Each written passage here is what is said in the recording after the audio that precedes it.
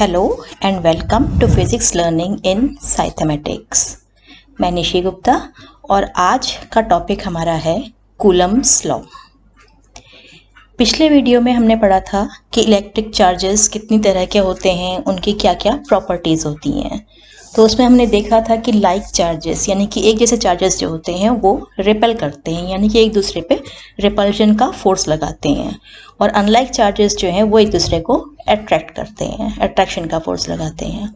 अब ये फोर्स कितना होता है और किन चीज़ों पर डिपेंड करता है, इसके लिए एक साइंटिस्ट कूलम थे जिन्होंने लॉ दिया है। उसके बारे में हम पढ़ेंगे कि कैसे निकालते हैं।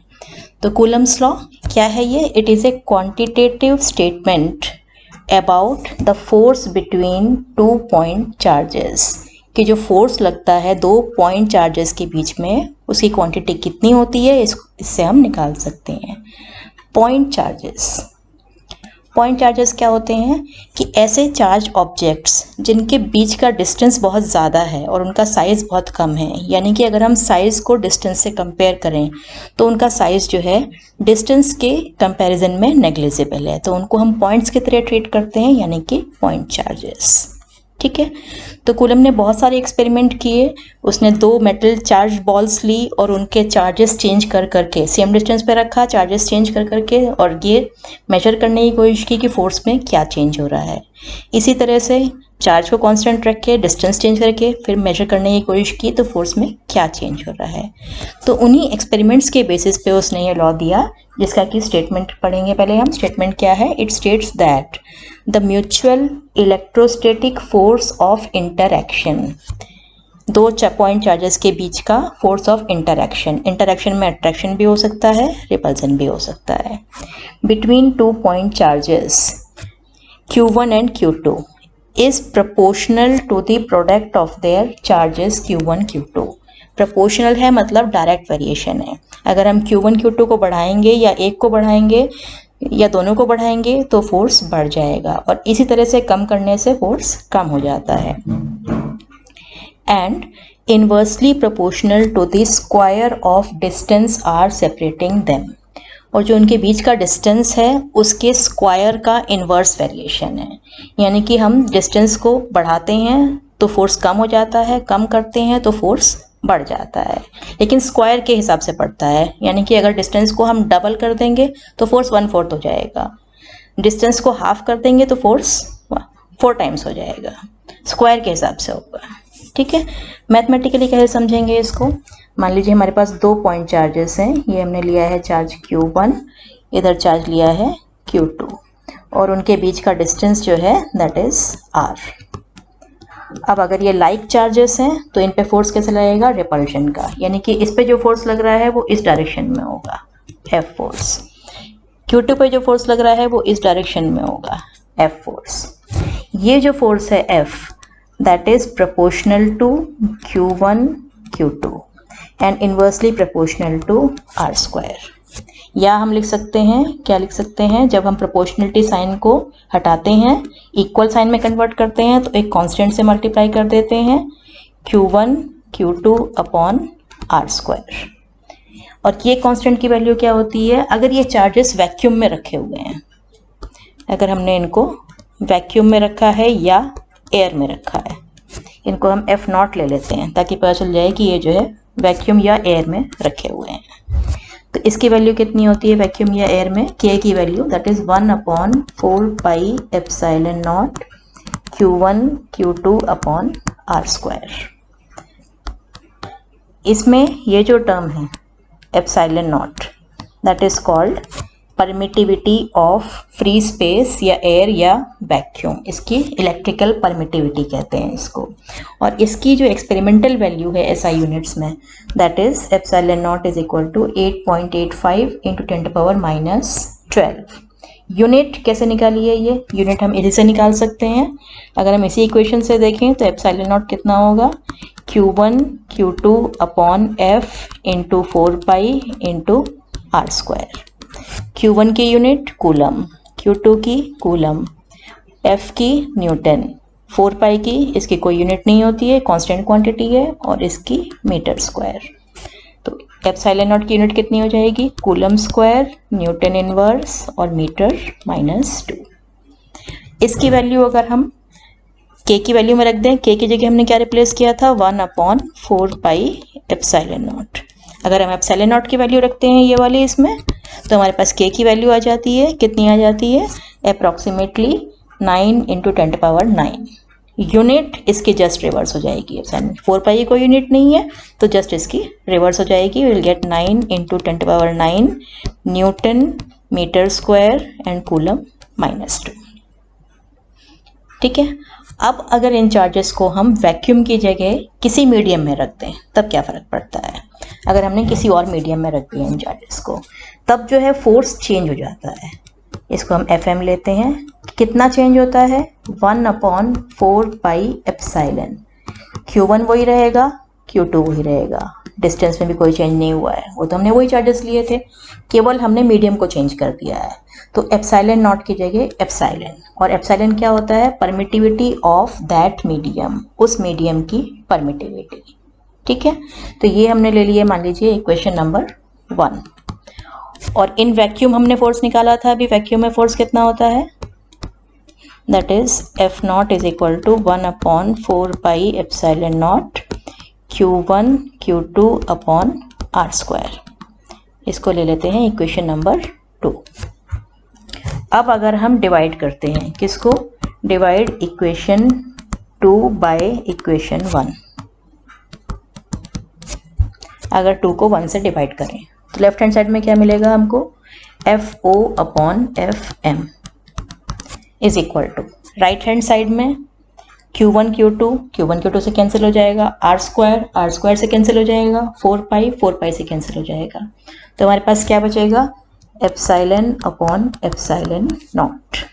And this ratio is called relative permittivity, या इसको बोलते हैं dielectric constant. It is called relative permittivity और डाइलेक्ट्रिक कांस्टेंट। इसकी डेफिनेशन कई बार पूछी जाती है। इसकी डेफिनेशन कैसे निकाल सकते हैं हम, इससे भी निकाल सकते हैं और इस रेशियो से भी डिफाइन कर सकते हैं। अगर हम पहले इस रेशियो से डिफाइन करेंगे तो कैसे करेंगे कि किसी मीडियम की परमिटिविटी क्या है, रिलेटिव परमिटिविटी, उस मीडियम की permittivity upon permittivity of free space. और अगर हम फोर्स से डिफाइन करेंगे तो relative permittivity of a medium कैसे डिफाइन करेंगे, ratio of force between 2 point charges placed at a certain distance in vacuum and the force between the same point charges placed at same distance in that medium. इसको हम देख सकते हैं, the relative permittivity of a medium is defined as, पहला तरीका है ये, the ratio of permittivity of that medium and that of free space. दूसरा तरीका क्या है, the ratio of electrostatic force between 2 point charges placed at a certain distance in vacuum or air and the force between same charges placed at same distance in that medium. Unit क्या होगी इसकी, same quantities का ratio है, therefore it has no unit, इसकी कोई भी unit नहीं होती है। सेम फोर्स का रेशियो या सेम परमिटिविटी का रेशियो, कोई यूनिट नहीं होती है। अब कूलम्स लॉ को ही यूज़ करके हम 1 कूलम को भी डिफाइन कर सकते हैं। हमने पिछले वीडियो में पढ़ा था कि 1 कूलम जो है वो चार्ज की यूनिट है और हमने 1 कूलम को डिफाइन भी किया था, लेकिन जो उसकी स्टैंडर्ड डेफिनेशन है वो इस लॉ से दी जाती है। कैसे देंगे, वैक्यूम में जो है फोर्स निकालते हैं हम, F0 = 1/4 pi epsilon naught Q1 Q2 upon R²। अब अगर हम Q1 को और Q2 को दोनों को 1 कूलम ले लें, यानी कि हमने यहाँ भी 1 कूलम का चार्ज लिया है, यहाँ भी 1 कूलम का चार्ज लिया है, और उनको हमने कितने डिस्टेंस पे रख दिया, 1 मीटर पे, 1 मीटर दूर रख दिया उसको। तब अगर फोर्स निकालें तो कितना आएगा, 9 × 10⁹। इसकी वैल्यू रख दी हमने 9 × 10⁹। Q1 की वैल्यू 1 कूलम, Q2 की वैल्यू 1 कूलम, और डिस्टेंस का स्क्वायर 1 का स्क्वायर, तो हमारे पास F कितना आ गया, F = 9 × 10⁹ न्यूटन। और कैसे लगेगा, ये सेम चार्जेस हैं तो ये रिपेल करेगा, ये फोर्स जो है दोनों में रिपल्शन का लगेगा। तो इस फॉर्मूले से हम इसको डिफाइन कर सकते हैं। कैसे, 1 कूलम क्या है, 1 कूलम वो चार्ज है जिसको हम सिमिलर चार्ज से 1 मीटर की दूरी पर रखें, कहाँ, वैक्यूम में। तो उनके बीच का फोर्स ऑफ इंटरेक्शन कितना होता है 9 into 10⁹ newton. That is 1 coulomb is the charge that one placed at a distance of 1 metre from another charge of same magnitude in vacuum experiences an electrical force of repulsion of magnitude 9 into 10⁹ Newton. ठीक है, तो अभी तक हमने पढ़ लिया Coulomb's law क्या होता है और उससे हमने रिलेटिव परमिटिविटी को डिफाइन कर लिया और 1 कूलम को डिफाइन कर लिया। अब क्योंकि कूलम्स लॉ जो है वो फोर्स से रिलेटेड है और फोर्स एक वेक्टर क्वांटिटी है, तो हम इसको जो है वेक्टर के तरह भी एक्सप्रेस कर सकते हैं। वेक्टर लॉ में वेक्टर फॉर्म में कैसे एक्सप्रेस करेंगे, इससे पहले हम इसी पे बेस पहले 2 सिंपल से न्यूमेरिकल करते हैं। पहला न्यूमेरिकल क्या है, एनसीईआरटी का है, क्वेश्चन नंबर 1.1। बहुत सिंपल सा है। What is the force between 2 small charge spheres having charges 2 into 10⁻⁷ coulomb and 3 into 10⁻⁷ coulomb placed at 30 centimetre apart in air. तो न्यूमेरिकल जब भी करेंगे तो सबसे पहले क्या लिखना होता है, गिवन क्वांटिटीज। पहला चार्ज हमको गिवन है 2 इंटू 10⁻⁷ कूलम, दूसरा चार्ज गिवन है 3 इंटू 10⁻⁷ कूलम, डिस्टेंस गिवन है हमको उनके बीच का that is 30 centimetre. Given quantities लिखने के बाद में क्या करना है, हमको इनकी एसआई यूनिट्स चेक कर लेनी है कि सारी क्वांटिटीज एसआई यूनिट्स में होनी चाहिए न्यूमेरिकल सॉल्व करने से पहले। तो कूलम एसआई यूनिट है लेकिन एसआई यूनिट सेंटीमीटर नहीं है। यूनिट क्या होती है डिस्टेंस की, मीटर, तो इसको हम मीटर में चेंज कर लेंगे। इतना करने के बाद जो फॉर्मूला हम यूज कर रहे हैं, फोर्स निकाल रहे हैं, तो फोर्स का फॉर्मूला लिखेंगे 1/4πε0 Q1 Q2 अपॉन r²। अब इसकी हम वैल्यूज पुट अप कर देंगे, क्योंकि ये एयर में रखे हुए हैं तो इसकी वैल्यू कितनी होगी 9 इंटू 10⁻⁹। Q1 की वैल्यू 2 इंटू 10⁻⁷, Q2 की value 3 into 10⁻⁷, r², it means 30 into 10⁻⁻² का स्क्वायर। अब इसको सॉल्व करेंगे आगे, तो 10 पावर्स एक साथ ले लेते हैं, ये आ जाएगा 9 इंटू 2 इंटू 3 और 10 की पावर -7 और -7 -14 और प्लस का 9 दैट इज 10⁻⁻5 अपॉन इसका स्क्वायर करते हैं 900 10⁻⁻4।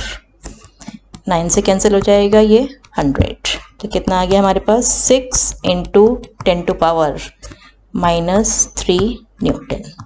तो हमारे पास आंसर आ गया इसका 6 इंटू 10⁻⁻3 न्यूटन। और ये फोर्स कैसा है, क्योंकि हमारे पास दोनों चार्जेस कैसे थे, पॉजिटिव थे, तो रिपल्जन का फोर्स, लाइक चार्जेस है तो एक दूसरे को ये रिपेल करेंगे।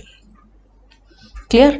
एक और न्यूमेरिकल है, उसमें हमको यही फॉर्मूला यूज करना है लेकिन हमको एफ की जगह उसमें आर निकालना है। सेकेंड क्वेश्चन है ये एनसीईआरटी का।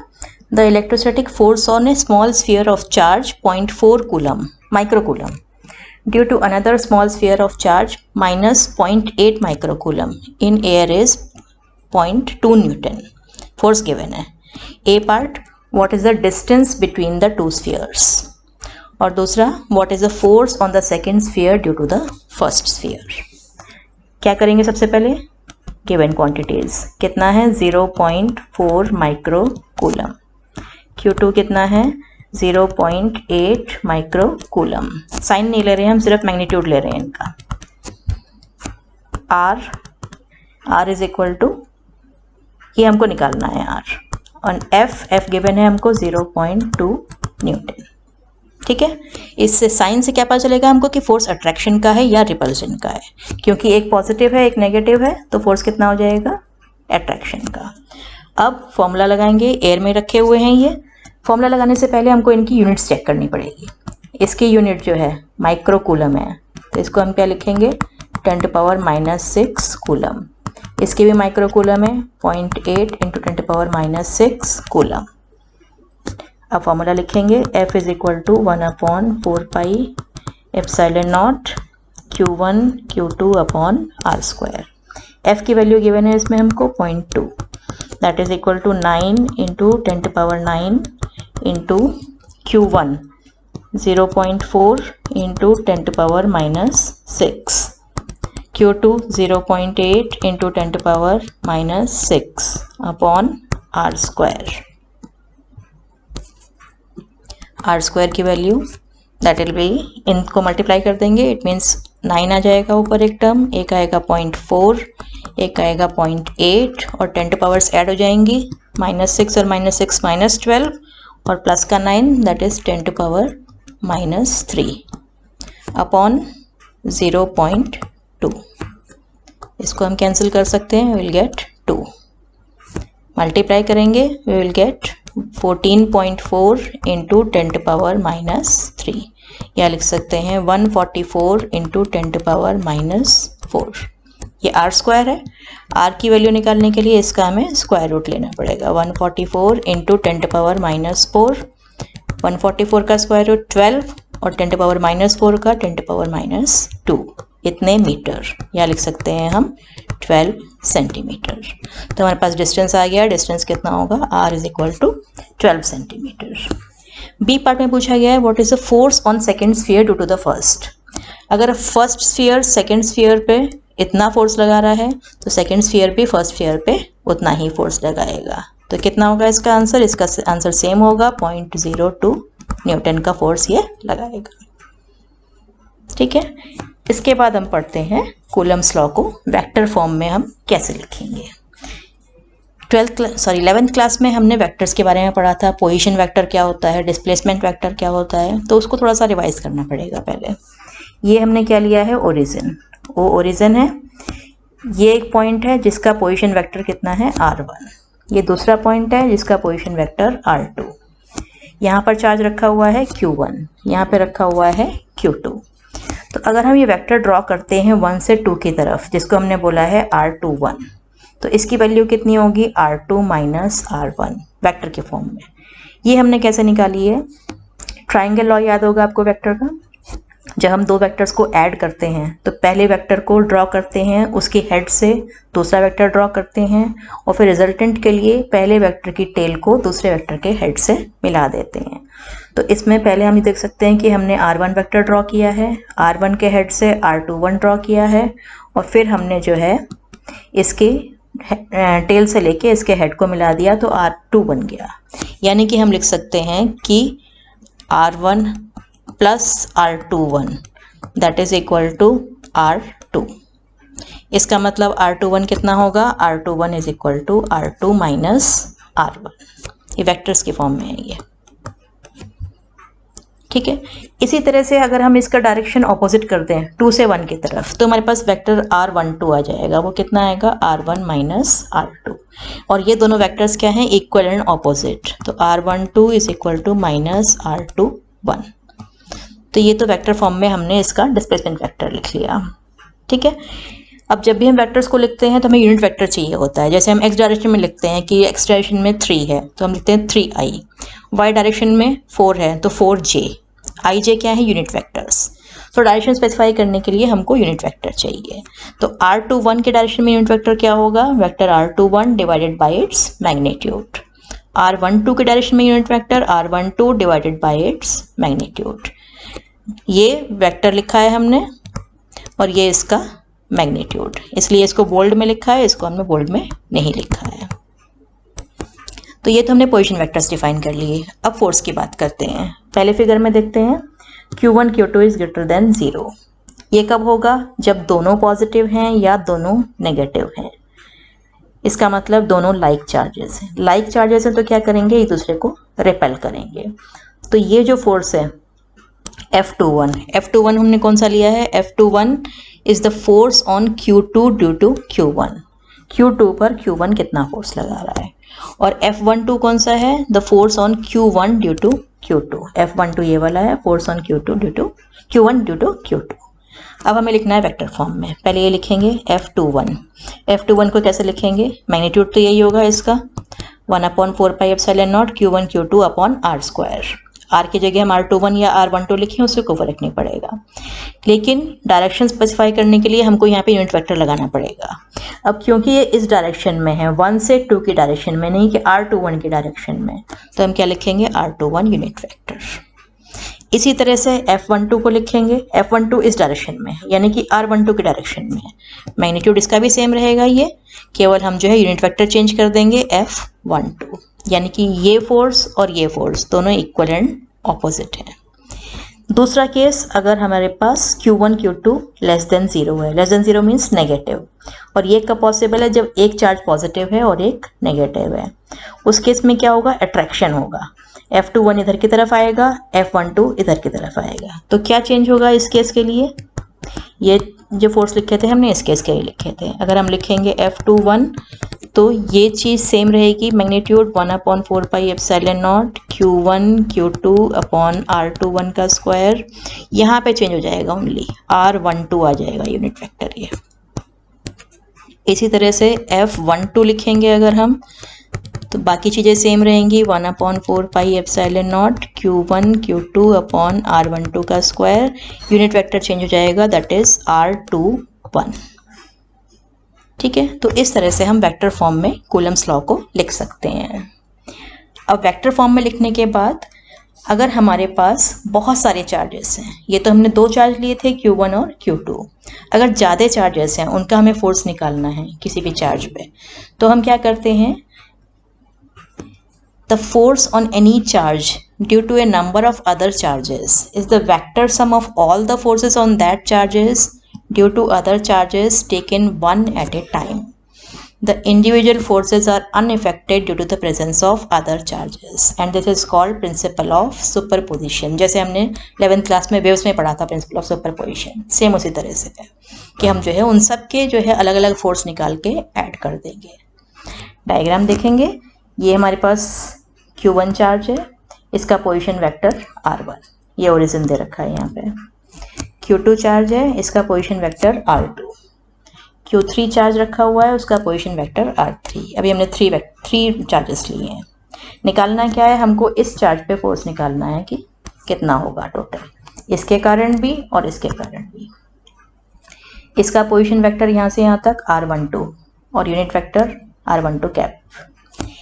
पोजीशन वेक्टर यहाँ से यहाँ तक इस डायरेक्शन में, दैट इज R13 और ये R13 कैप।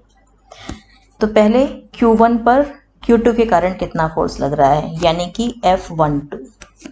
तीनों चार्जेस लाइक हैं, रिपेल करेंगे मतलब ये ऐसे फोर्स लगाएगा। तो कैसे लिखेंगे हम, F12 is equal to 1/4 pi epsilon naught Q1 Q2 upon R12 का स्क्वायर और यूनिट वेक्टर R12।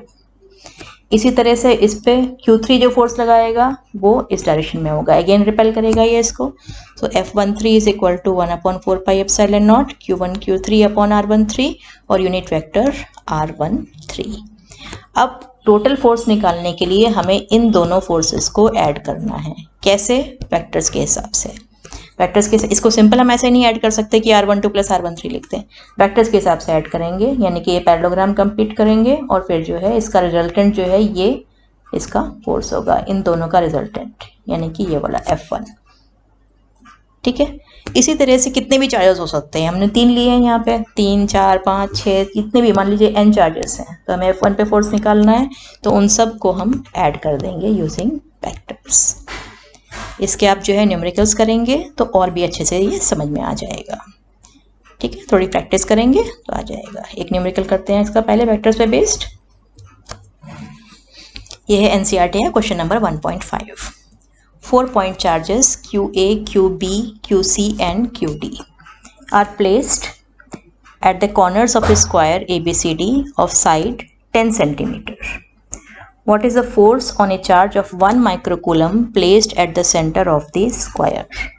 अब इसमें जो है बहुत सारे चार्जेस हैं, स्क्वायर ड्रॉ कर लिया है हमने, A, B, C और D। यहाँ पे चार्ज रखा हुआ है QA जो कि कितना है, पॉजिटिव चार्ज है। यहाँ पे चार्ज रखा हुआ है QB कैसा है, नेगेटिव है। इधर QC रखा हुआ है, QC पॉजिटिव है और QD रखा हुआ है यहाँ पे जो कि नेगेटिव है।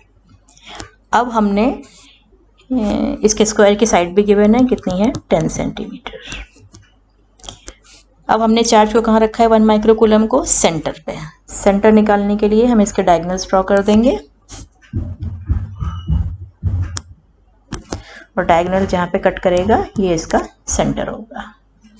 इस सेंटर पे हमने ये Q0 चार्ज रख दिया, इसको हम Q0 मान लेते हैं। ठीक है, अब हमें इस चार्ज पे फोर्स निकालने हैं, कितने लगेंगे। तो कैसे करेंगे, चारों फोर्स निकाल के और वेक्टर्स के हिसाब से हम इसको ऐड करेंगे। तो चारों फोर्स निकालने के लिए पहले हम निकालेंगे force on charge O due to A। जो O चार्ज है उस पे A के कारण कितना फोर्स लग रहा है। अब ये चार्ज भी पॉजिटिव है तो रिपल्शन का फोर्स लगेगा। O के कारण, O पर जो A के कारण फोर्स लगेगा वो इसको रिपेल करेगा, यानी कि ऐसे। This is FOA। वैल्यू कितनी होगी इसकी, 1/4 pi epsilon not Q0 QA upon distance. Distance कितनी है, OA का स्क्वायर। और डायरेक्शन क्या होगी इसकी, इस डायरेक्शन में, यानी कि A से C की तरफ। इसी तरह से हम निकालेंगे जो फोर्स C के कारण लगेगा O पर। C भी इसको रिपेल करेगा तो ये होगा F on O due to C।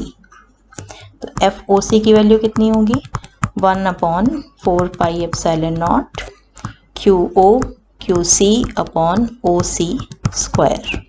इसकी डायरेक्शन C से A की तरफ। अब इन दोनों फोर्सेस को अगर हम कंपेयर करें तो 1/4 pi epsilon not 1/4 pi epsilon not, इधर Q0 इधर Q0, QA और QC, QA 2 microcoulomb QC 2 microcoulomb, दोनों इक्वल हैं। OA and OC diagonals of the square intersect each other, bisect each other. तो ये डिस्टेंस और ये डिस्टेंस दोनों बराबर होंगी। तो यह हम कह सकते हैं कि ये दोनों फोर्स का मैग्नीट्यूड बराबर है, केवल डायरेक्शन अलग है। तो हम लिख सकते हैं FOA is equal and opposite to FOC। इसी तरह से अगर हम बाकी दो फोर्स निकालें, अभी दो और रह गए हैं। इस चार्ज पर B के कारण क्या फोर्स लगेगा और D के कारण क्या लगेगा। अब ये चार्ज तो पॉजिटिव है, B पर भी नेगेटिव चार्ज रखा है, C पे भी नेगेटिव चार्ज रखा है। तो B भी इसको अट्रैक्ट करेगा, अट्रैक्शन का फोर्स लगाएगा, D भी अट्रैक्शन का फोर्स लगाएगा। तो जो B फोर्स लगाएगा वो कितना होगा, इस डायरेक्शन में FOB, और D के कारण जो फोर्स होगा वो FOD। तो अगर हम FOB की वैल्यू रखेंगे तो होगी 1/4 pi epsilon naught QO QB upon OB square. Direction क्या होगी इसकी, D से B की तरफ। FOD की value that is 1/4 pi epsilon naught QO QD upon OD square, और इसकी डायरेक्शन B से D की तरफ। ये भी बिल्कुल सेम इक्वल एंड ऑपोजिट है। तो FOB is equal to minus FOD। अब हमें निकालना है नेट फोर्स। नेट फोर्स कैसे निकालेंगे, नेट फोर्स में हम इनको ऐड कर देंगे। जो नेट फोर्स होगा on Q0 that is equal to FOA plus FOB plus FOC plus FOD। या हम लिख सकते हैं net force F that is equal to FOA plus FOB plus FOC plus FOD। और हमने देखा था ये दोनों इक्वल एंड ऑपोजिट थे, यानी कि FOA प्लस FOC ये इक्वल एंड ऑपोजिट है। FOB प्लस FOD ये दोनों इक्वल एंड ऑपोजिट है। तो इनका सम 0 हो गया, इन दोनों का सम 0 हो गया, तो नेट फोर्स कितना हो गया, दैट इज 0। तो जो सेंटर में चार्ज रखा हुआ था उस पर नेट फोर्स कितना लगेगा, 0। तो इस तरह से हम वेक्टर से ऐड कर सकते हैं। तो वेक्टोरियली ऐड करने के लिए जब मल्टीपल चार्जेस होते हैं, आप थोड़े से प्रैक्टिस करेंगे क्वेश्चंस की तो वो समझ में आ जाएगा। कहीं कहीं पे हमको वो लॉ भी यूज़ करना पड़ता है जिसमें पैरेललोग्राम लॉ यूज़ करते हैं, that is R is equal to A square plus B square plus 2AB cos theta. दो वेक्टर्स होते हैं A और B और उनके बीच का एंगल पता है हमको थीटा, तो हम उनका रिजल्टेंट निकाल सकते हैं कि R कितना होगा। डायरेक्शन भी निकाल सकते हैं। एक दो और न्यूमेरिकल्स हैं कूलम्स लॉ बेस्ड, वो भी कर लेते हैं, NCERT के ही हैं। Question number 1.12। इसमें क्या है, the two insulated charge copper spheres A and B have their centre separated by distance 50 centimetre. What is the mutual force of electrostatic repulsion if the charge on each is given. ये जो हमने first numerical किया था उसी के जैसा है, बहुत सिंपल सा है। इसको वैसे आप खुद कर लेंगे। Q A is equal to 6.5 into 10⁻⁷ coulomb, Q B is equal to 6.5 into 10⁻⁷ coulomb, और आर्क दे रखा है हमको 50 सेंटीमीटर। इसका स्क्वायर, इसको हमें मीटर में कन्वर्ट करना पड़ेगा, 10⁻⁻² मीटर। एफ निकालना है, फॉर्मूला यूज़ करना है और वैल्यूज़ पुट अप करनी है। Q A Q B upon are square, that is 9 into 10⁻⁹ into 6.5 10⁻⁷, 6.5 into 10⁻⁷ upon 50 into 10⁻⁻² का स्क्वायर। या हम लिख सकते हैं f is equal to 9 into 6.5 into 6.5, 10⁻⁷ और 7 14 हो गया माइनस का, और 9 दैट इज 10⁻⁵। डिनोमिनेटर में 2500 इंटू 10⁻⁴। इसको हम 5 से काटेंगे तो कितना आएगा 500, और ये 1.3। अगेन 5 से काटेंगे तो 100 और 1.3। It means 9 into 1.69 into 10⁻⁴। 10⁻⁴ कितनी आएगी? ये माइनस का 5 है, इधर माइनस का 2 आएगा, जो प्लस हो जाएगा, यानी कि -3 न्यूटन। इसको मल्टीप्लाई कर देंगे आप। मल्टीप्लाई करके कितना आएगा, इसको सॉल्व कर लेंगे, दैट इज़ 15.21 10⁻⁻³ न्यूटन, या हम लिख सकते हैं 1.5 इंटू 10⁻⁻² न्यूटन। तो ये हमारा आंसर है फर्स्ट पार्ट का कि F कितना होगा, इतना होगा। इसके अलावा कैसा होगा, ये दोनों चार्जेस सेम हैं तो रिपल्सिव फोर्स होगा। बी पार्ट में क्या करना है अब, What is the force of repulsion if each sphere is charged double the above amount and the distance between them is halved? हमने जो है चार्जेस को डबल कर लिया और डिस्टेंस को हाफ कर लिया, तब फोर्स कितना हो जाएगा। तो अब जो नया फोर्स होगा F डैश, वो कितना होगा 1/4πε0, क्योंकि मीडियम तो चेंज नहीं किया है हमने जो है QA को डबल कर लिया, तो कितना हो गया 2QA, और QB को भी डबल कर लिया 2QB अपॉन R को हमने हाफ कर दिया, तो R/2। इसको सॉल्व करेंगे तो कितना आएगा 1/4πε0 QA QB अपॉन R²। 2 यहाँ पर है, 2 यहाँ पर है, ये 1/4 का 4 ऊपर जाएगा तो मल्टीप्लाइड बाय 16। ये हम निकाल चुके हैं कितना 1.5 इंटू 10⁻⁻² न्यूटन। फोर्स कितना हो जाएगा 16 टाइम्स हो जाएगा। एक तो ये है, फोर्स विल बिकम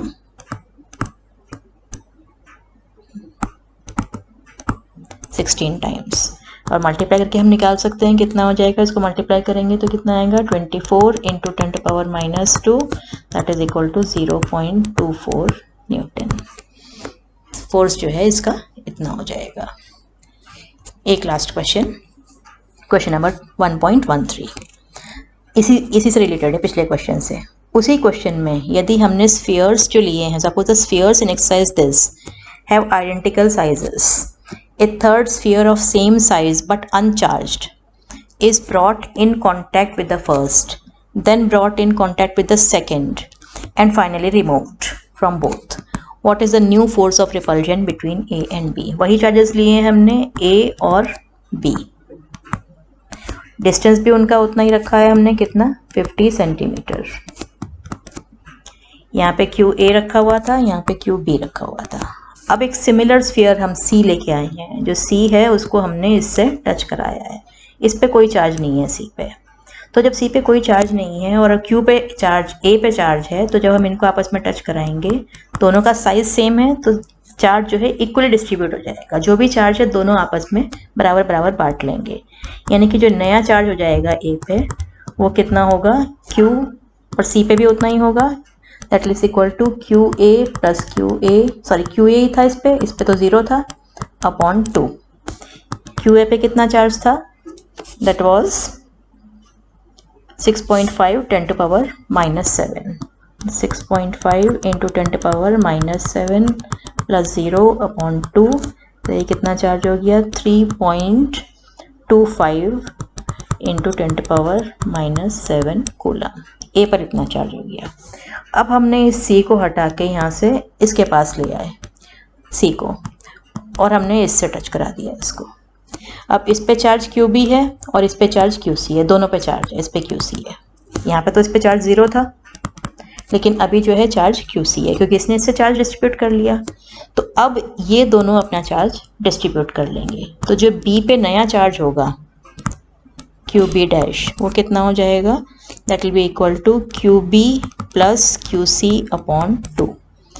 तो Q B dash will be equal to, ये था हमारे पास 6.5 इंटू 10⁻⁻7, और क्यू सी कितना चार्ज लेके आया है यहाँ से, दैट इज 3.25 इंटू 10⁻⁻7 अपॉन 2। दोनों को ऐड कर देंगे, 9.75 into 10⁻⁻7 upon 2, that is equal to 4.875 into 10⁻⁻7 coulomb. तो अब हमारे पास नए चार्ज आ गए हैं, कितने होंगे, क्यू ए डैश जो है वो इतना हो जाएगा, और क्यू बी डैश की वैल्यू हमने निकाल ली है, इतनी हो जाएगी। अब इनके बीच का फोर्स कितना होगा, डिस्टेंस यही है 50 सेंटीमीटर। तो सॉल्व कर लेते हैं, वैल्यूज लिख देते हैं। Q A dash is equal to 3.25 into 10⁻⁻7 coulomb, Q B dash is equal to 4.875 into 10⁻⁻7 coulomb. Distance उतनी है 50 centimetre, that is 50 into 10⁻⁻2 metre. तो जो नया फोर्स है वो कितना हो जाएगा, 9 into 10⁻9 multiplied by Q dash this 10⁻⁻7, Q B dash 4.875 10⁻⁻7 upon are square 50 into 10⁻⁻2 का square. You will get 9 into 3.25 into 4.875 into 10 raised to power -7 -14 और प्लस का 9, that is equal to -5 upon 2500 into 10 raised to power -4। इसका decimal हटाएंगे तो 100, 5 से काटेंगे, 25 से ही काट देते हैं, 100 और 25 से आ जाएगा ये 13। It means F is equal to 169 into 4.875 into 10⁻⁻5, क्योंकि ये तो कैंसिल हो ही जाएगा, -4 और प्लस का 4, इसको मल्टीप्लाई करेंगे, विल गेट 5.70375 इंटू 10⁻⁻3, या हम लिख सकते हैं 5.7 इंटू 10⁻⁻3 न्यूटन। तो इनके बीच का फोर्स कितना होगा, 5.7 10⁻⁻3 न्यूटन, और ये भी कैसा होगा, ये भी रिपल्जन का, क्योंकि सेम चार्जेस हैं। तो आज के लिए इतना ही, अगले लेक्चर में हम पढ़ेंगे इलेक्ट्रिक फील्ड के बारे में। तब तक आप इससे क्वेश्चंस रिवाइज कीजिए, सॉल्व एग्जाम्पल्स जो हैं वो कर लीजिए, और तब तक एंजॉय कीजिए। Happy learning.